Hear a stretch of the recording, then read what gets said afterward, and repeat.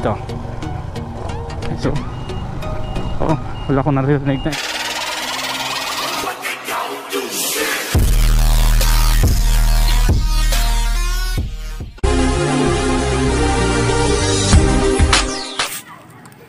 What's up sa inyo guys? Magandang araw sa inyong lahat. Gagawin ko lang tong front shock ng Sniper FI-150. Sobra na talaga ingay. Umuwi kasi akong Bicol. Marami akong nadaanan na lubak. Testingin ko guys.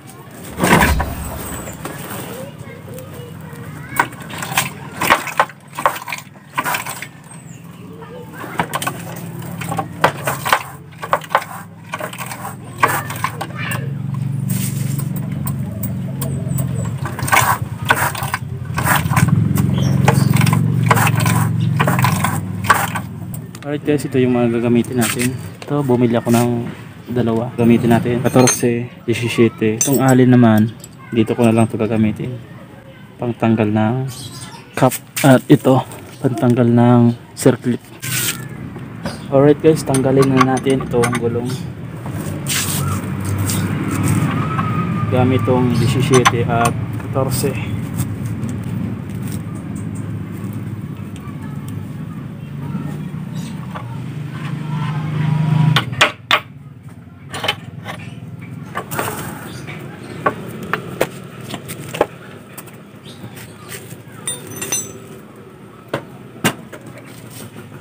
At kailangan din natin ng G's para pangtanggal dito.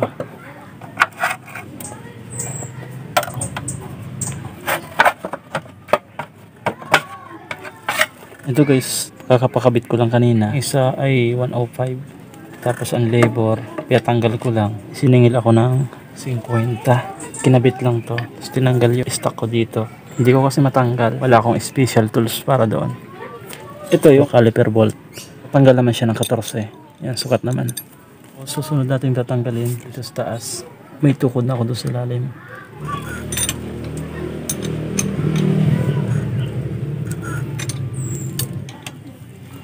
Gumamit kayo nito guys pagtanggal 14.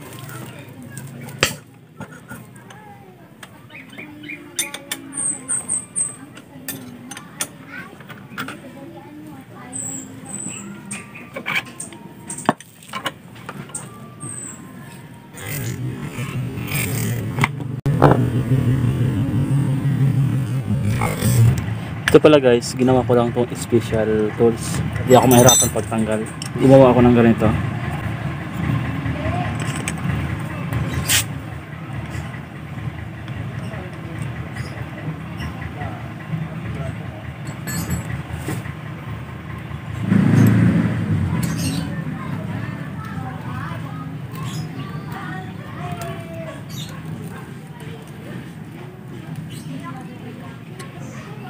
Hindi mahirap pagtanggal ng circlip.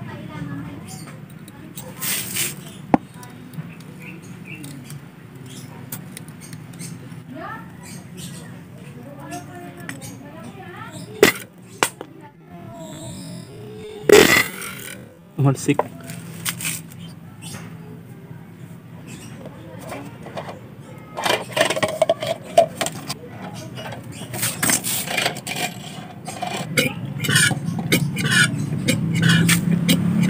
Ito na lang guys yung nakuha ko.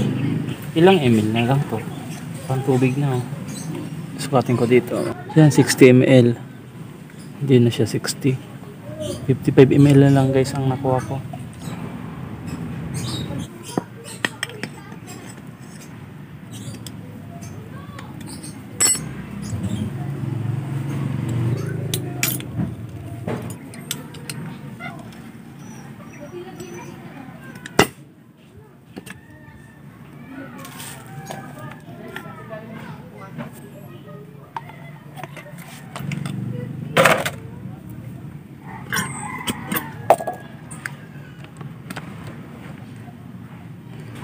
$55 ml.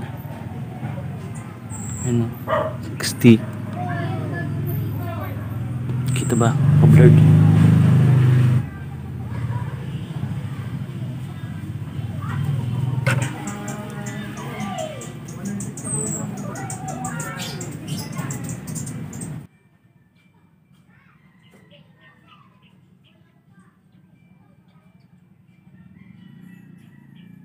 Binabaliktad daw tong spring. Ganito ang original niyan.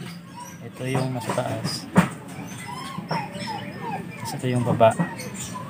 Tapos pag inaayos daw to, pinubulusok. Subukan natin. Tapos ilalagay ko lang na di na kasi ako bumili ng spring na bago. Gagawin ko na lang, ilalagay ko na lang siyang spacer nut. Subukan ko kung okay ba siya. Yun lang. Tapos di na ako bumili ng o-ring nito kasi pag tumagas ayusin ko na lang ulit kasi kaya ko namang gawin eh. Pag nagpagawa kayo nito sa shop, bumili na lang kayong bagong tapos bagong spring para isang gawaan na lang kasi baka sumabla yung gawa ng shop, lugi kayo. Ito lang muna ang gagawin kong paraan kung mawawala ba yung ingay. So yun, magsasali na tayo ng oil na 75 ml.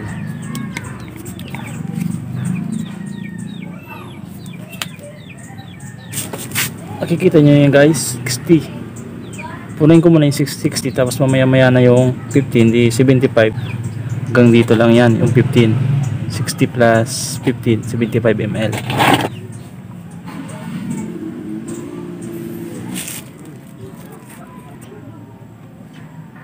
15 ml.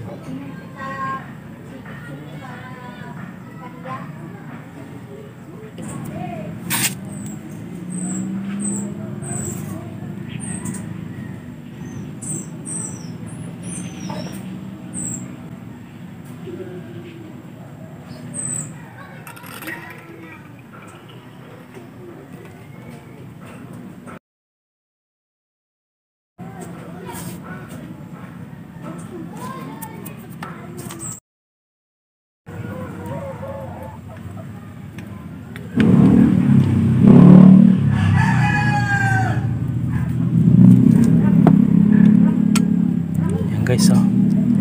Ito yung aking ilalagay na spacer nut.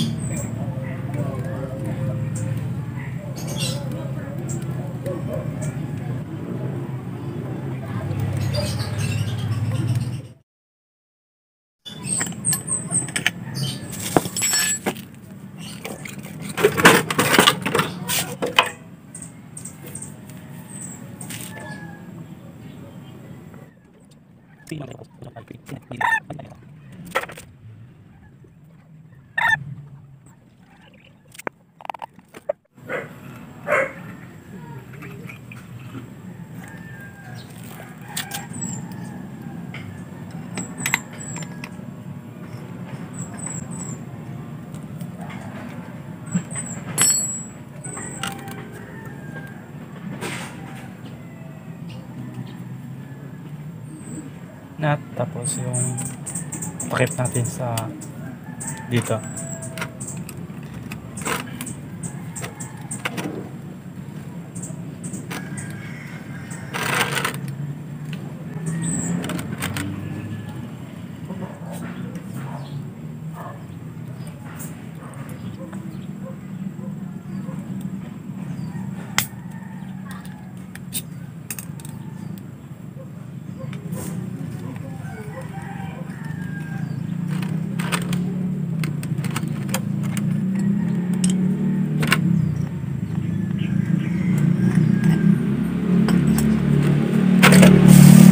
Okay.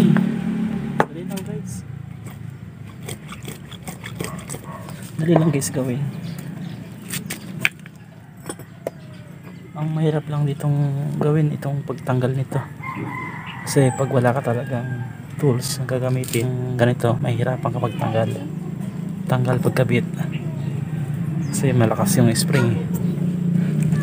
Lalo na pag nagpalit ka ng bagong spring, mas matigas yun. Babalik ko na at titestingin ko na.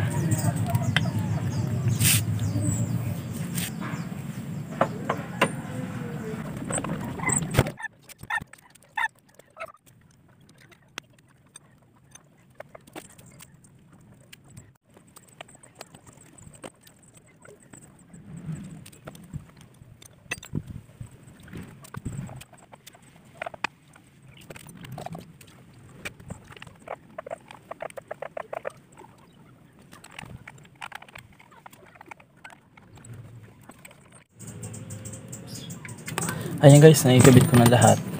Titistingin ko na kung okay na ba, hindi na nalagotok.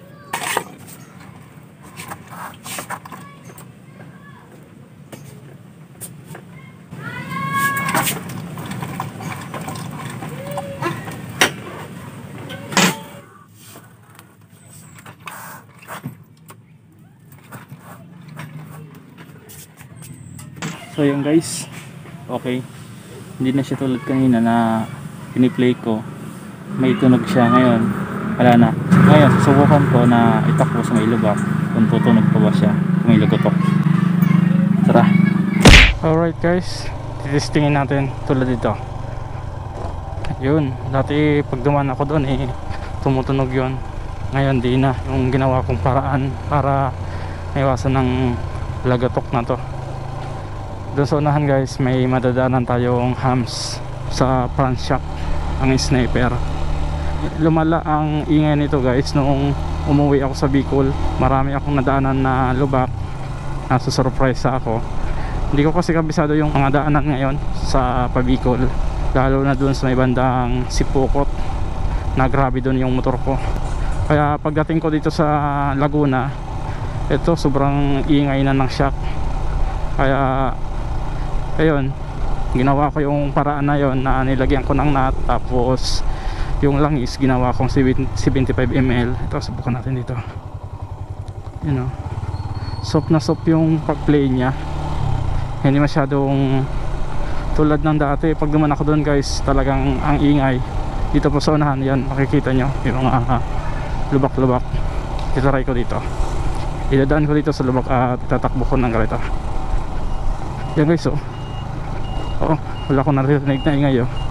Oo. Samantalang nung umuwi ako sa Bicol, yan, panoorin nyo yung iingatan natin dito pag nagbiyahe tayong pag Bicol. Pangit talaga ng motor. Talaga to kang shock sa unahan, di ba? Ay ingay niya, kunting lubak lang na madaanan. Hinig nyo na yung ingay. Ngayon kahit idan ko sa lubak at di ako mamarino, wala kayong maririnig. Dito pa guys sa unahan, may lubak pa dito. Tinestingin ko pa. Kasi nung di ko pa inaayos, pag duman ako dito, ingay ng motor ko, yan, tulad dito. Oh. Hindi siya matigas. Maganda yung play niya. Ganun yung ginawa ko. Ang langis na nilagay ko, 75 ml. Medyo okay. Hanggang dito na lang ang aking vlog.